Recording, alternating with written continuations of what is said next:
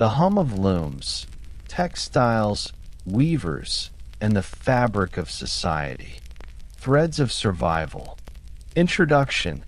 Cloth as the foundation of daily life. If you were to step into almost any community in the pre-industrial world, you would quickly discover that the sound of weaving, the hum of looms, the shuffle of shuttle and heddle was as common as the ringing of church bells or the clatter of carts over cobblestones.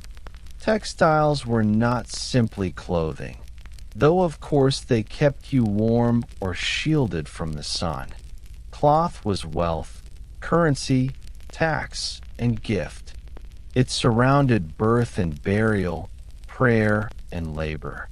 It was always present, and yet rarely noticed, like the air you breathe. You might be tempted to think of weaving as a tedious, domestic task carried out by women in the background of history. And it is true that much of the world's weaving was done in quiet households. But that apparent dullness was the basis of global trade, shaping empires and feeding treasuries. A bolt of wool, a roll of linen, a square of silk.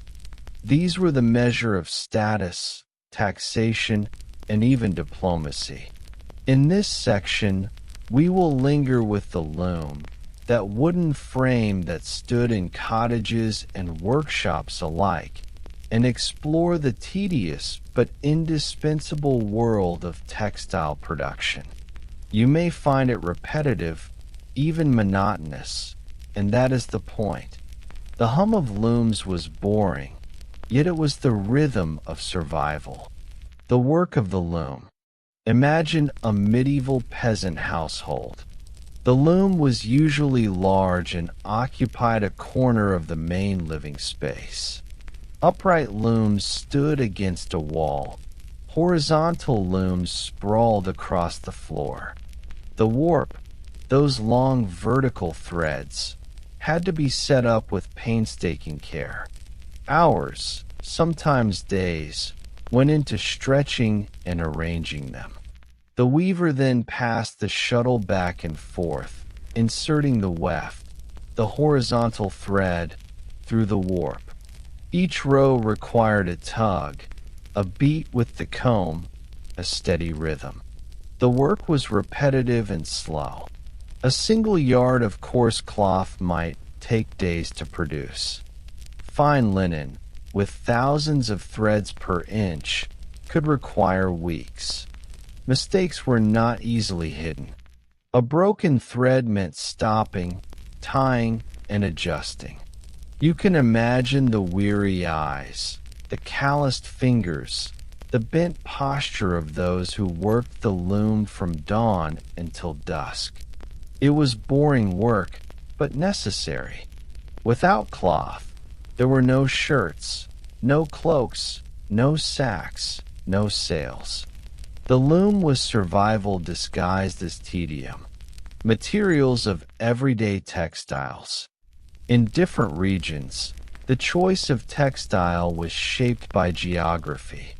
In Egypt, flax thrived, giving rise to linen that was prized for its coolness and smoothness. In colder Europe, sheep's wool was abundant, spun into thick, warm cloth. In parts of Asia, silk, with its shimmering threads, elevated garments into luxuries fit for emperors.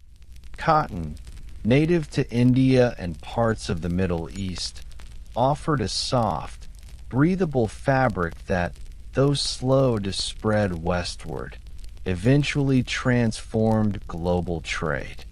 For most people, however, textiles were plain and practical. Coarse wool tunics, undyed linen undergarments, patched and repatched cloaks. The wealthy displayed status through dyes, deep reds from madder or cochineal, blues from indigo or woad, blacks achieved with iron salts. Yet, even among the elite, the production of such fabrics required the same monotonous process of spinning, weaving, and dyeing. A queen's robe of silk still passed through the weary hands of dozens of workers, each laboring at their portion of the task. Weaving is women's work. In many cultures, weaving was the responsibility of women, particularly within the household. Girls were taught from a young age how to spin thread, often beginning with a simple spindle before advancing to the loom.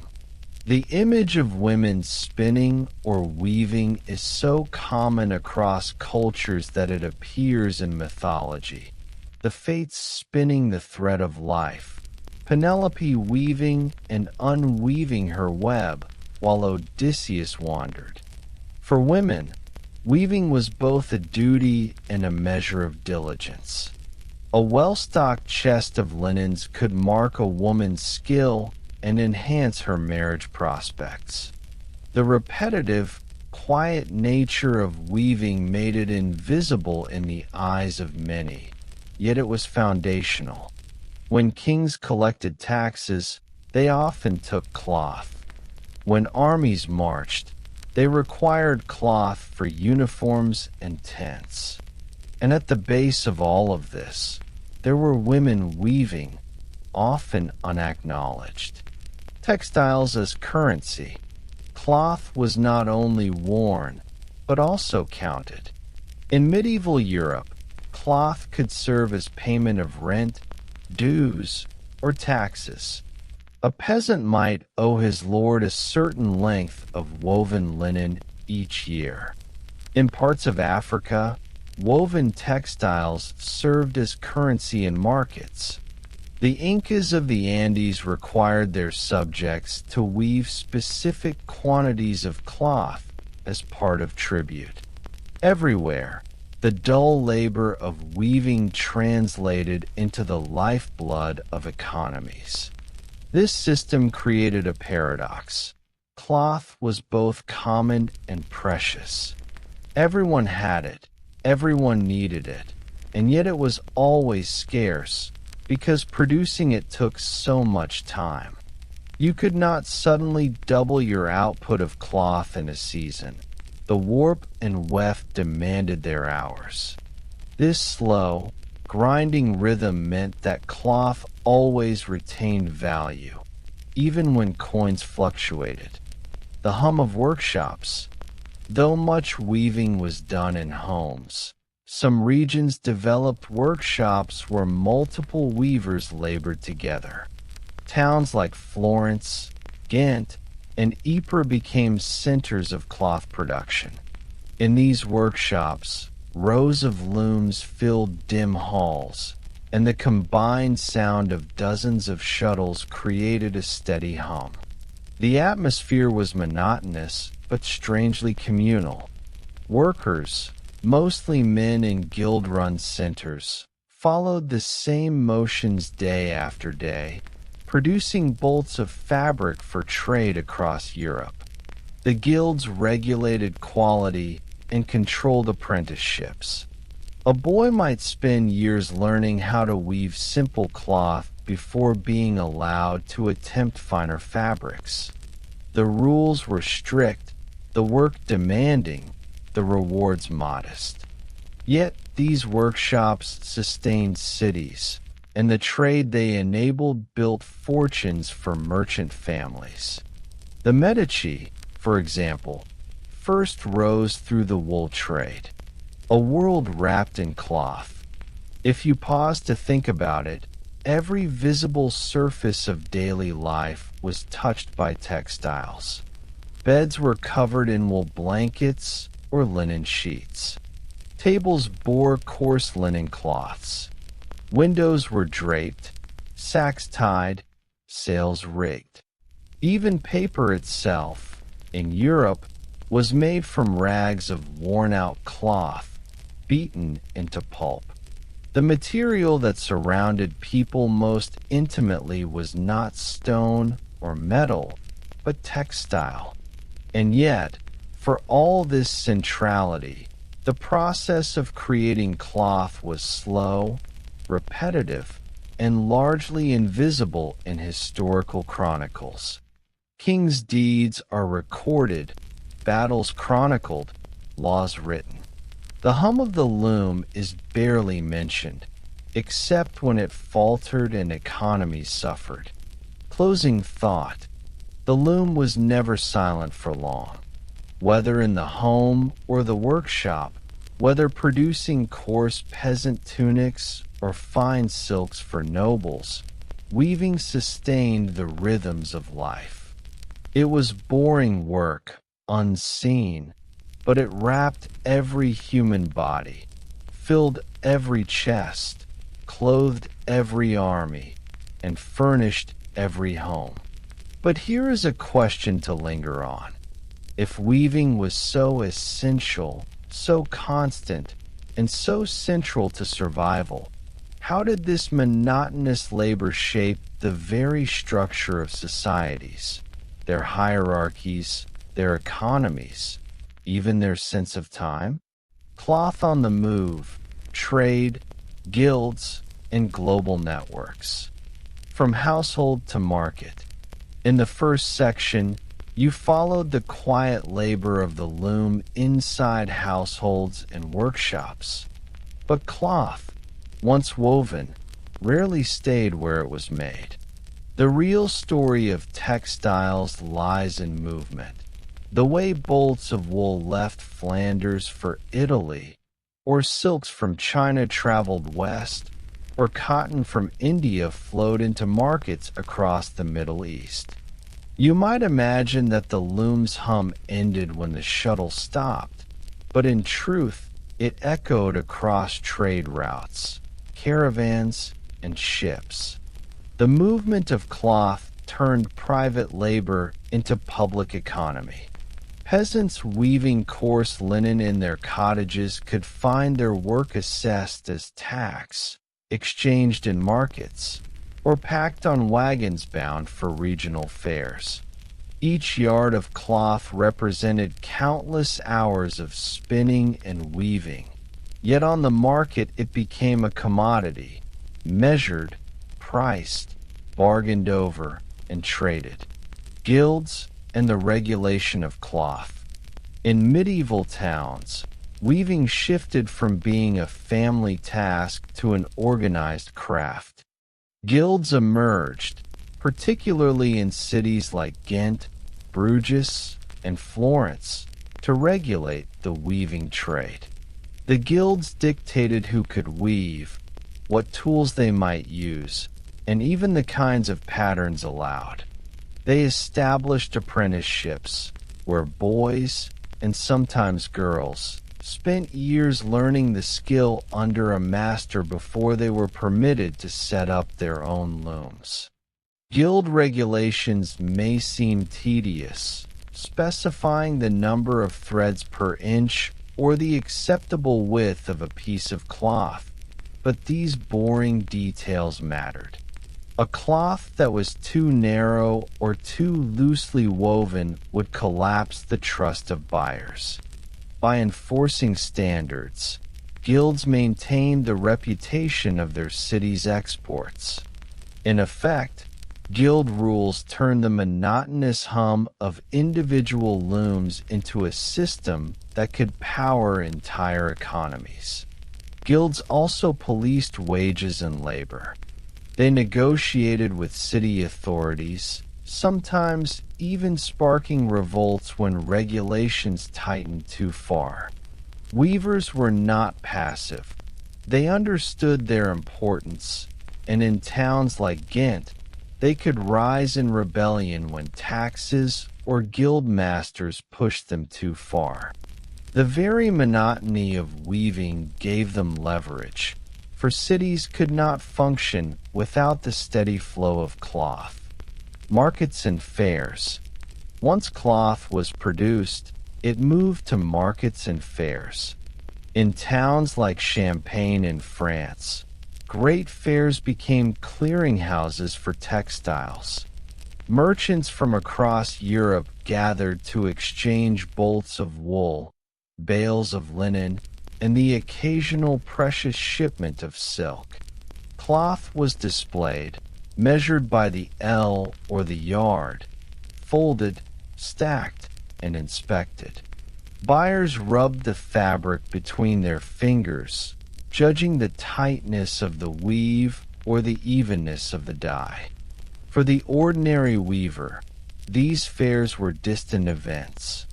Most would never travel far from their villages, but their cloth might, carried by merchants who bought in bulk.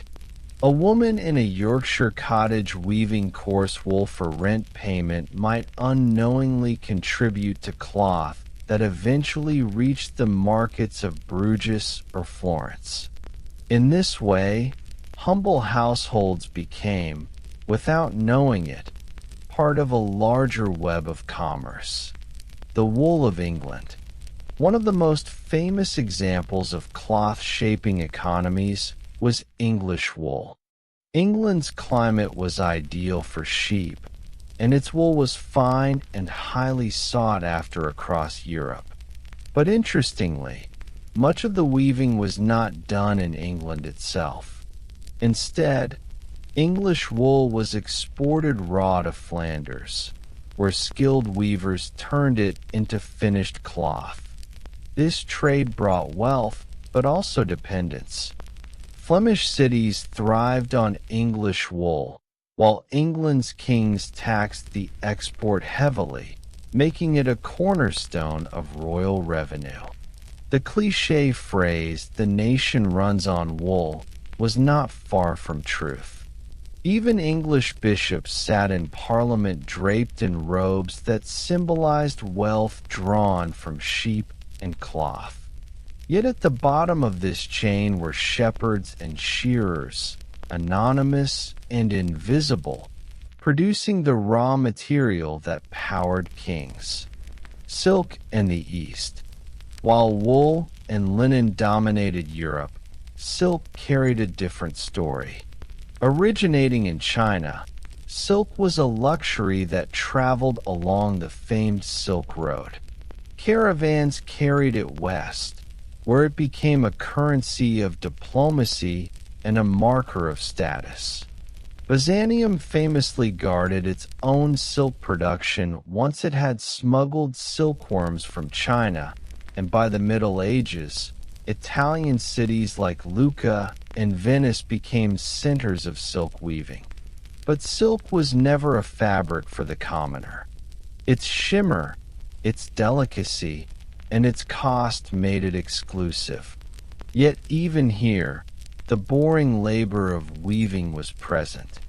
Behind each embroidered robe stood workshops of weavers repeating the same tedious actions, creating magnificence one shuttle pass at a time.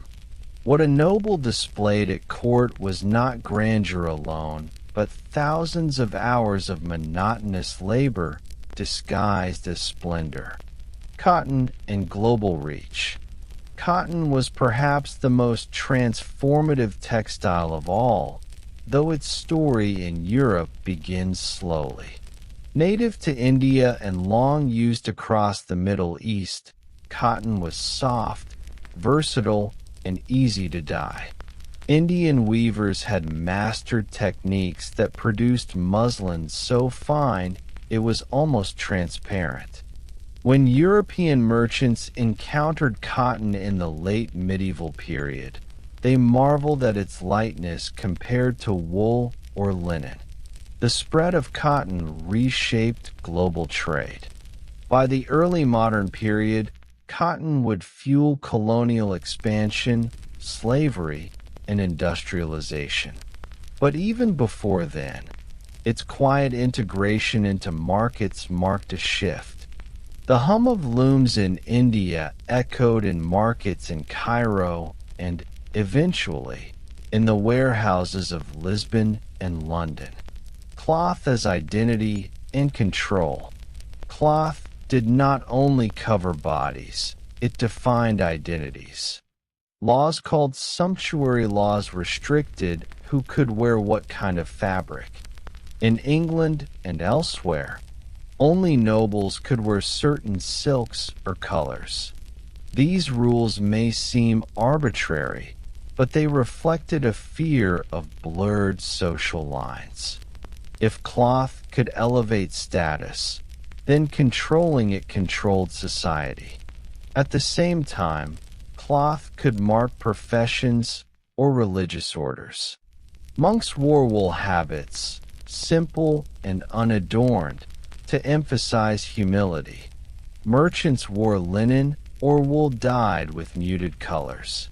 Nobles wrapped themselves in fur-lined velvet. The very fabric one wore became a badge of place in society, silently declaring identity without a word spoken. The loom and the world. By now, you may realize that the hum of looms was never confined to cottages. The repetition of weaving linked households to guild halls to markets, markets to ships, and ships to far-off empires.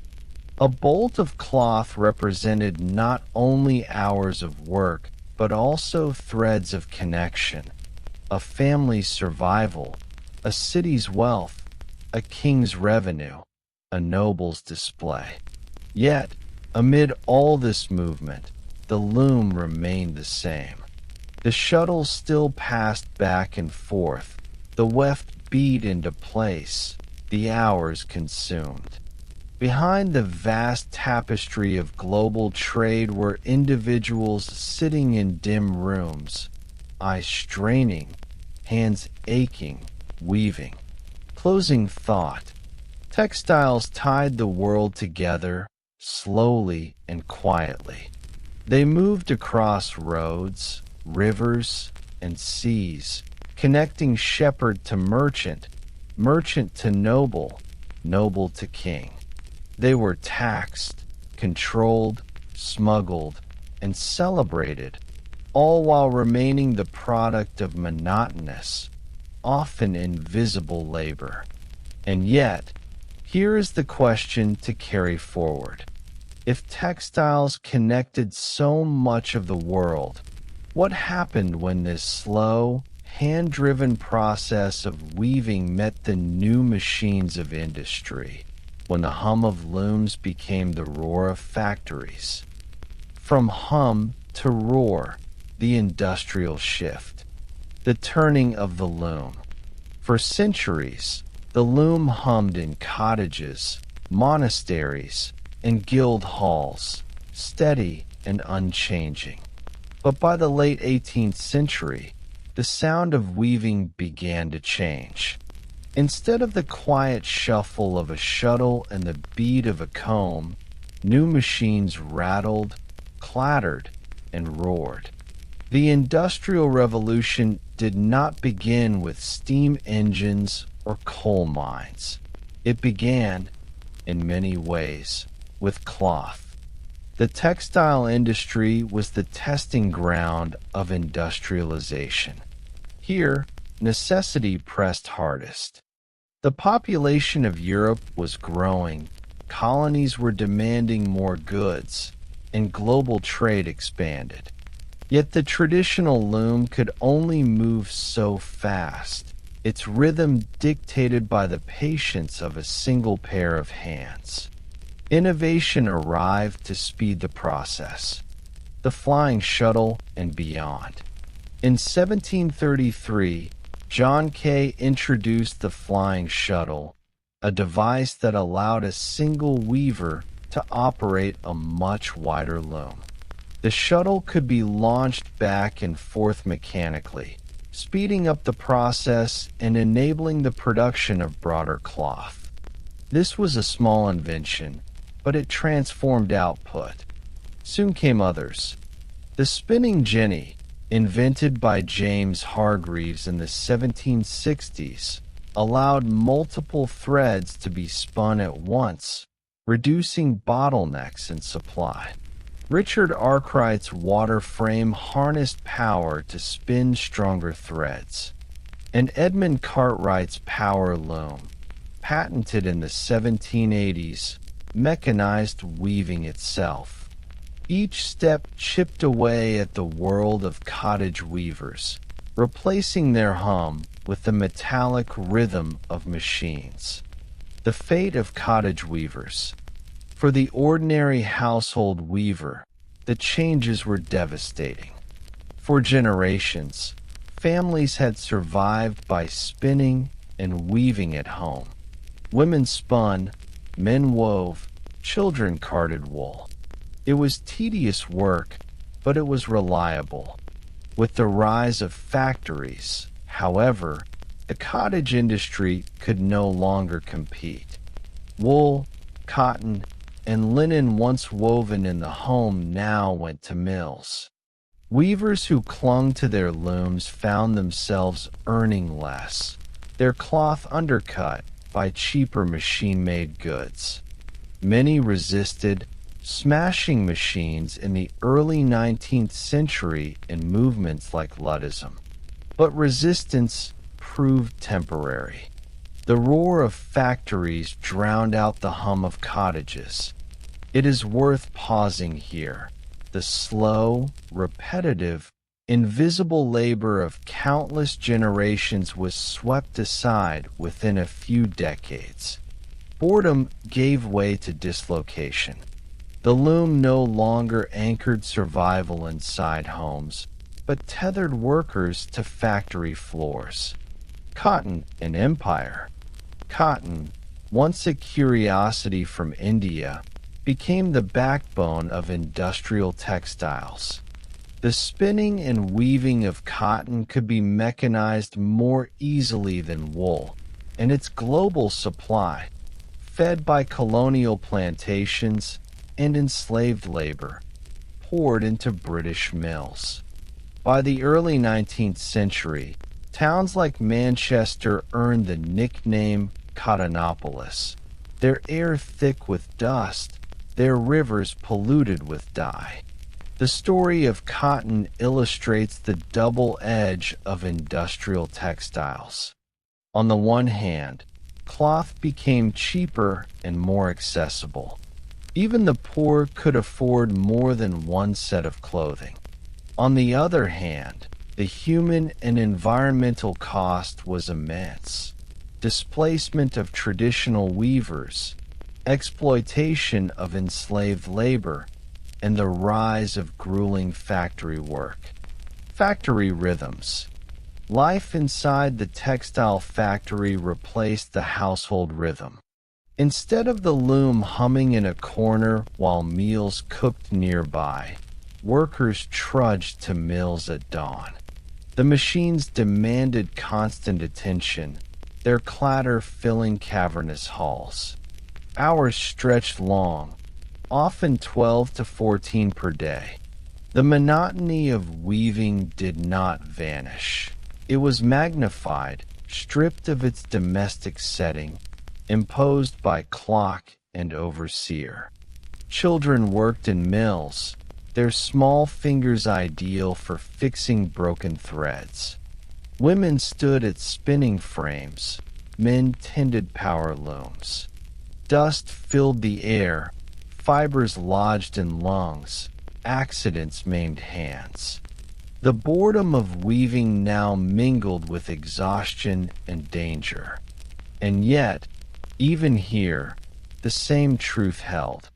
Without cloth, society could not function. The roar of factories was no less essential than the hum of looms. The global web tightens. Industrial textiles extended the reach of cloth even further. British cotton flooded global markets, undermining India's centuries-old handloom traditions. In Africa, cloth became a currency in trade, including the horrific commerce of slavery. In Europe, mills tied towns to rivers and coal mines, reshaping landscapes as well as lives. The global web of textiles, once slow and modest, became fast and overwhelming. Ships carried bales of cotton across oceans. Railways carried finished cloth inland. Factories multiplied their roar. Cloth remained universal, but the hands that made it were now hidden behind machines, their labor abstracted. The disappearance of the weaver. One of the quietest tragedies of this shift was the disappearance of the household weaver. For centuries, weaving had been a skill passed from parent to child, woven into daily life as surely as the cloth itself. With industrialization, the loom as a household object faded. People bought cloth instead of making it. Generations who had lived by the hum of threads turned to other work, or moved to towns, or entered the very factories that had displaced them. What was once boring but sustaining became obsolete. The loom, once the centerpiece of homes, became a relic. Closing reflection. The story of textiles begins with quiet looms in cottages and ends, for our purposes, in the thunder of industrial factories. It is a story of monotony, of countless anonymous hands, of survival through boredom. And yet, it is also the story of empires, revolutions, and transformations. Every robe, every sack, every sailcloth carried with it the hum of weavers who bent over looms, day after day. Their labor clothed the world, fueled economies, and shaped history, even as it remained hidden, repetitive, and unremarkable. As you drift into sleep, consider this. If our modern lives are built upon the invisible hum of machines, just as the past was built upon the hum of looms, do we truly notice the rhythms that sustain us, or only when they falter?